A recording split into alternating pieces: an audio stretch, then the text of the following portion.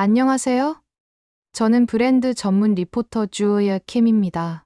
오늘 여러분께 특별한 이야기를 들려드리려고 해요. 동양의 작은 나라 한국의 언어인 한글이 어떻게 전 세계적으로 퍼져가고 있는지에 관한 이야기입니다. 지난해 제가 인도네시아 출장을 다녀왔을 때였어요. 자카르타의 한 카페에서 젊은이들이 스마트폰을 보며 한글로 메시지를 주고받는 모습을 발견했습니다. 처음엔 한국인인 줄 알았죠. 그런데 알고 보니 인도네시아 현지 젊은이들이었어요. 그들은 정부의 SNS 검열을 피하기 위해 한글을 암호처럼 사용하고 있었습니다. 이 장면이 제게 큰 충격으로 다가왔어요. 한글의 이런 확산은 우연이 아니었습니다. 한글에 대해 좀 더 조사해보니 한글은 각 글자가 의미를 가지는 표의문자가 아닌 표음문자의 특성상 24개의 기본, 자음과 모음만으로도 다른 나라의 언어를 소리나는 대로 모두 표기할 수 있는 언어였습니다. 한글이 가진 독특한 구조 덕분인데 정확하게는 14개의 자음과 10개의 모음이었어요. 각 단어가 가지는 의미를 떠나서 발음나는 대로 한글로 읽고 쓰는 것은 아주 쉽게 배울 수 있는 언어라는 것을 알게 되었습니다. 게다가 시각적으로 아름답기까지 하죠. 이러한 한글의 특성으로 언어가 있지만 글자가 없는 전 세계의 많은 부족들이 한글을 자신들의 언어를 기록하는데 쓰기 위해 배우고 있다는 새로운 사실도 알게 되었습니다. 500여 년 전 한국 이전에 존재했던 조선이라는 왕권주의 국가에서 세종대왕은 백성들이 배우고 사용하기 쉽도록 한글이라는 문자를 만들었고 현대에 이르러 이 문자는 한국을 넘어 지구 반대편에 있는 사람들에게도 자유로운 소통의 도구로 사용되고 있습니다. 저는 10여 년간 글로벌 브랜드 시장을 취재하면서 수많은 언어와 문자를 접해왔어요. 하지만 최근 몇 년 사이 한글만큼 빠르게 전 세계로 퍼져나가는 문자를 본 적이 없습니다. 단순한 커뮤니케이션 도구를 넘어서 한글은 지금 전 지구적 문화 코드로 확장되고 있어요. 그리고 이 흐름의 중심에는 K-팝, K-드라마, K-푸드로 대표되는 한류가 자리하고 있습니다. 안녕하세요. 감동이 여왕 채널에서는 실제 이야기를 바탕으로 각색하여 전해드립니다. 좋아요와 구독으로 응원 부탁드립니다. 한글이 세계로 퍼져나가는 과정에서 저는 한 가지 흥미로운 현상을 발견했습니다. 바로 한글 자체가 강력한 디자인 요소로 활용되고 있다는 점이에요. 작년 가을, 도쿄 신주쿠 거리를 걷다가 일본어도 영어도 아닌 새로운 간판을 발견했습니다. 신라면 분식이라는 한글 간판이었습니다. 농심이 일본에 오픈한 분식 매장이었죠. 놀라웠던 건 일본 한복판에서 한글 간판을 그대로 유지했다는 점입니다. 보통 해외 진출 시에는 현지 언어로 번역하거나 영어를 쓰는 게 일반적이잖아요. 그런데 농심은 달랐습니다. 매장 앞에 선 일본 젊은이들에게 한글을 읽을 수 있는지 물어봤습니다. 대부분은 읽지 못한다고 답했죠. 그럼에도 그들은 이 한글 간판의 매력을 느끼고 있었어요. 한 20살 정도 되어 보이는 여학생이 이렇게 말하더군요. 한글은 정말 힙하고 쿨해요. 뭔가 특별한 느낌이 들어요. 이것이 현재 한글의 힘입니다. 곡선과 직선이 절묘하게 조화를 이루는 한글의 조형미는 그 자체로 하나의 예술 작품입니다. 동그라미, 네모 같은 기하학적 도형들이 모여 만들어내는 시각적 리듬감은 다른 어떤 문자 체계에서도 찾아보기 힘듭니다. 2025년 8월 미국 캘리포니아 플러턴에 오픈한 롯데리아 첫 번째 매장도 마찬가지였어요. 거대한 간판에 롯데리아라는 한글이 전면에 배치되었습니다. 영어 롯데리아만큼 한글도 크고 눈에 띄게 디자인되었죠. 매장 앞을 지나가는 수많은 사람들이 이 낯선 문자에 시선을 멈췄습니다. 이것이 브랜딩 전문가로서 제가 주목한 점입니다. 알파벳 중심의 글로벌 시장에서 한글은 오히려 차별화된 정체성으로 작용하고 있습니다. 모두가 영어를 쓸 때 한글을 쓰는 것만으로도 새롭고 특별한 브랜드로 인식되는 거죠. 한글은 이제 단순한 문자를 넘어 브랜드, 아이덴티티를 구축하는 핵심 수단이 되고 있습니다. 2024년 초, 브랜드 업계에 엄청난 뉴스가 하나 터졌습니다. 바로 코카콜라가 한글 패키지를 출시한다는 소식이었어요. 저는 그 소식을 듣자마자 믿기지 않았습니다. 130년 역사를 자랑하는 코카콜라가 특정 국가의 언어를 패키지 전면에 배치한다는 건 전례가 없는 일이었거든요. 출시 당일, 저는 서울의 한 편의점으로 달려갔어요. 진열대에는 코카콜라라는 한글이 크게 새겨진 빨간 캔들이 놓여 있었습니다. 손에 들어보니 묘한 감동이 밀려왔어요. 세계에서 가장 유명한 브랜드 중 하나가 한글을 선택했다는 사실이 그때에서야 실감이 났거든요. 한글 코카콜라는 한국뿐만 아니라 전 세계 36개 국가에서 동시에 출시되었습니다. 미국, 영국, 프랑스, 독일 등 주요 국가의 마트와 편의점에서 한글이 새겨진 코카콜라를 만날 수 있게 된 거죠. 파리의 슈퍼마켓에서 한글 코카콜라를 발견한 한 프랑스인은 SNS에 이렇게 올렸어요. 이 신비로운 문자가 뭔지 모르겠지만 정말 멋지다. 코카콜라가 한글을 선택한 이유는 명확했습니다. K-팝, K-드라마, K-푸드로 대표되는 한류의 영향력 때문이었어요. 방탄소년단과 블랙핑크가 전 세계 차트를 석권하고 오징어 게임과 기생충이 글로벌 어워드를 휩쓸며 한국 문화는 이제 세계인들의 일상 깊숙이 자리 잡았습니다. 코카콜라 본사의 한 마케팅 담당자는 인터뷰에서 이렇게 말했어요. 한글은 지금 가장 힙하고 쿨한 문화 코드입니다. 젊은 소비자들이 열광하는 K컬처의 정점이죠. 130년 코카콜라 역사상 특정 국가 언어가 패키지 전면에 등장한 건 이번이 처음이었습니다. 그 주인공이 한글이라는 사실은 우리에게 큰 의미로 다가왔어요.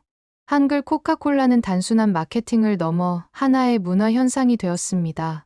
한글은 이제 브랜드와 함께 K컬처를 대표하는 상징이 되었고 힙한 소비 코드로 자리매김했어요.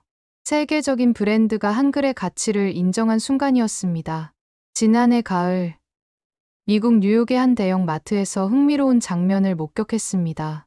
냉동식품 코너에서 한 미국인 주부가 비비고 만두 포장지를 들고 한참을 들여다보고 있었어요. 저는 다가가서 물어봤습니다. 왜 그 제품을 고르셨나요? 그녀의 답변은 예상 밖이었어요. 만두라는 단어가 마음에 들어요. 진짜 한국 음식 같은 느낌이 들거든요. 비비고는 영어로 코리안 덤플링이라고 쓸 수도 있었을 거예요. 하지만 그들은 만두라는 한글 표현을 그대로 선택했습니다. 이것은 단순한 로컬리즘이 아니었어요. CJ제일제당의 전략적 선택이었죠. 그들은 글로벌 소비자들이 이제 한국 그대로의 맛을 원한다는 걸 알고 있었습니다. 덤플링이라고 쓰면 그냥 만두가 되지만 만두라고 쓰면 한국의 만두가 되는 것이죠. 실제로 비비고 만두는 미국에서 엄청난 성공을 거뒀습니다. 2023년 기준으로 미국 냉동 만두 시장 점유율 1위를 차지했어요.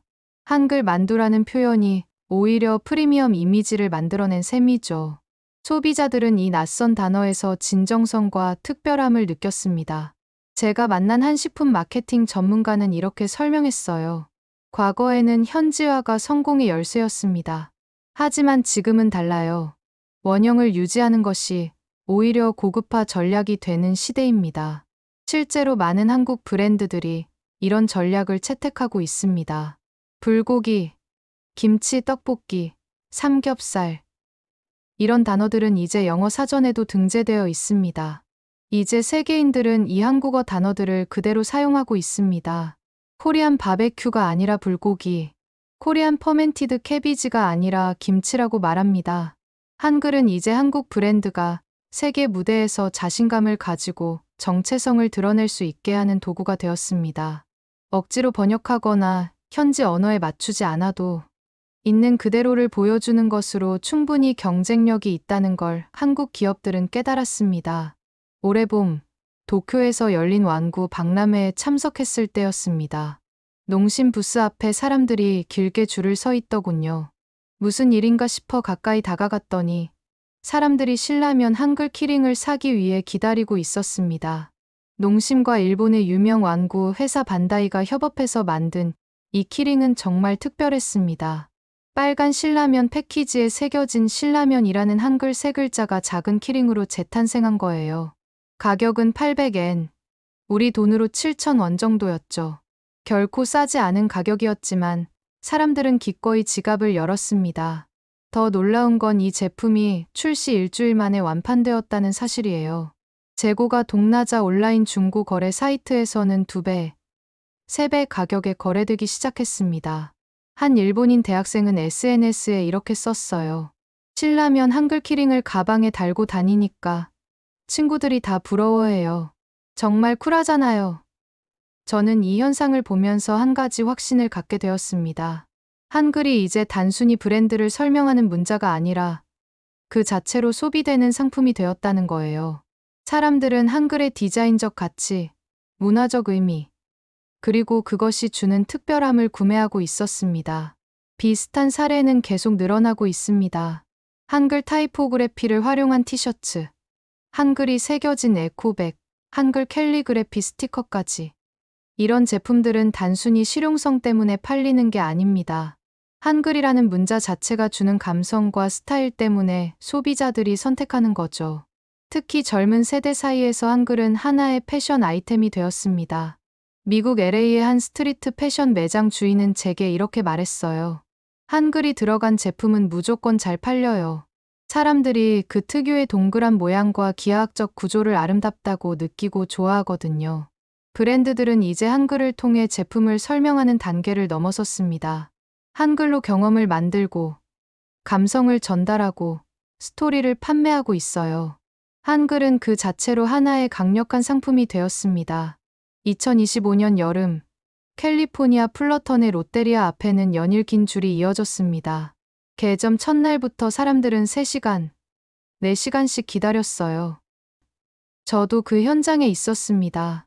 뜨거운 햇볕 아래 서 있는 사람들에게 물어봤어요. 왜 이렇게 오래 기다리면서까지 먹으려고 하나요? 한 젊은 남성이 대답했습니다. 맛도 맛이지만 이곳에서 한국 문화를 경험할 수 있잖아요. 한글 간판도 멋지고 인테리어도 완전히 한국 스타일이에요. 그냥 버거를 먹는 게 아니라 한국을 먹는 기분이에요. 그의 말이 핵심을 짚었습니다. 롯데리아는 단순히 맛있는 버거만 팔지 않았어요. 매장 전체가 하나의 한국 문화 체험 공간이었죠. 입구에 들어서면 오리지널 K버거라는 한글과 영문이 함께 새겨진 대형 간판이 보였어요. 직원들은 손님들에게 안녕하세요라고 한국어로 인사했습니다. 메뉴판도 특별했어요. 불고기 버거, 새우버거, 비빔라이스버거 같은 이름들이 한글과 영어로 병기되어 있었죠. 그리고 매장 음악으로는 K-팝이 흘러나왔습니다. 제가 주문한 불고기 버거를 기다리는 동안 옆 테이블의 미국인 가족을 관찰했어요. 10살쯤 되어 보이는 아이가 벽에 한글을 보며 부모에게 물었습니다. 이 글자는 뭐예요? 아버지가 대답했죠. 저건 한국의 글자야 한글이라고 해? 정말 독특하지? 롯데리아의 성공 비결은 바로 여기에 있었습니다. 음식만 파는 게 아니라 문화를 팔았던 거예요. 소비자들은 한국의 맛을 먹고, 한국의 디자인을 보고, 한국의 언어를 듣는 전체적인 브랜드 경험에 반응했습니다. 그 중심에는 한글이 있었어요. 한 현지 미디어는 이렇게 보도했습니다.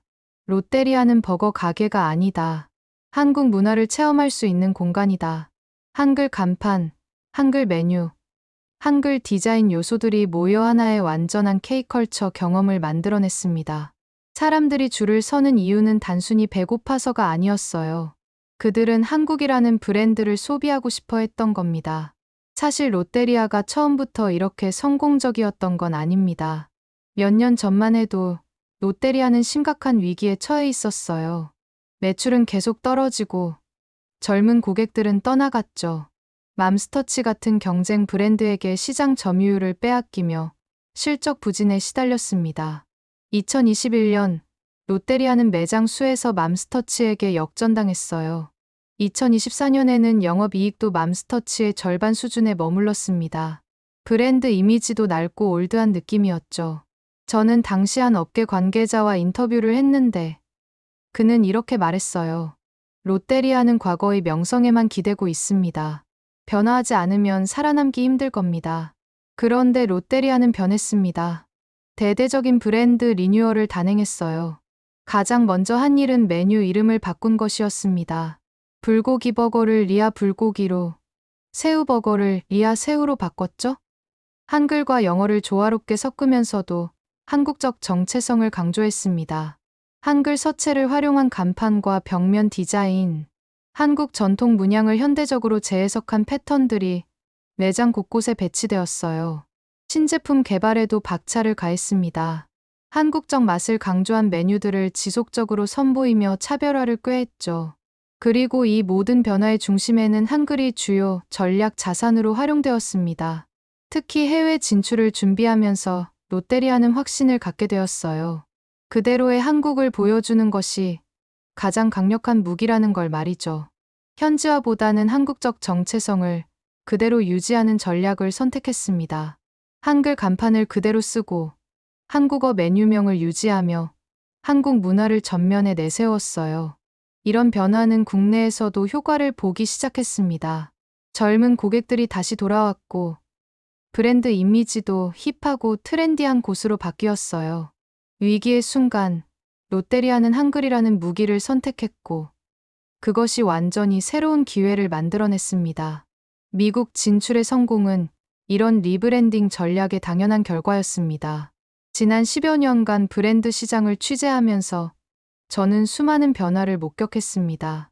하지만 한글만큼 극적인 변신을 보여준 사례는 없었습니다. 한국인만 쓰던 문자가 이제 전 세계 브랜드들이 주목하는 핵심 언어가 되었습니다. 한류는 이제 문화를 넘어 경제 전략으로 확장되고 있어요. BTS와 블랙핑크의 음악, 오징어 게임과 기생충의 영상, 비비고와 신라면의 음식, 이 모든 것들이 세계 시장에서 성공하면서 한글도 함께 퍼져나갔습니다. 한글은 단순히 한국 상품을 설명하는 문자가 아니라 K컬처 자체를 상징하는 기호가 되었어요. 최근 들어 흥미로운 현상이 나타나고 있습니다. 한국 기업이 아닌 외국 기업들도 한글을 활용하기 시작한 거예요. 지난달 프랑스의 한 패션 브랜드는 신제품 티셔츠에 한글을 넣었습니다. 독일의 자동차 회사는 아시아 시장 광고에 한글 타이포그래피를 사용했죠. 그들은 한글이 가진 신선함과 젊은 이미지를 자신들의 브랜드에 입히고 싶어 했습니다. 한국 브랜드들에게 이것은 엄청난 기회예요. 과거에는 해외 시장에 진출할 때 한글을 숨기거나 최소화했습니다. 하지만 이제는 정반대죠. 한글을 얼마나 잘 보여주느냐가 글로벌 경쟁력의 척도가 되고 있습니다. 제가 최근 만난 한 글로벌 브랜딩 컨설턴트는 이렇게 말했어요.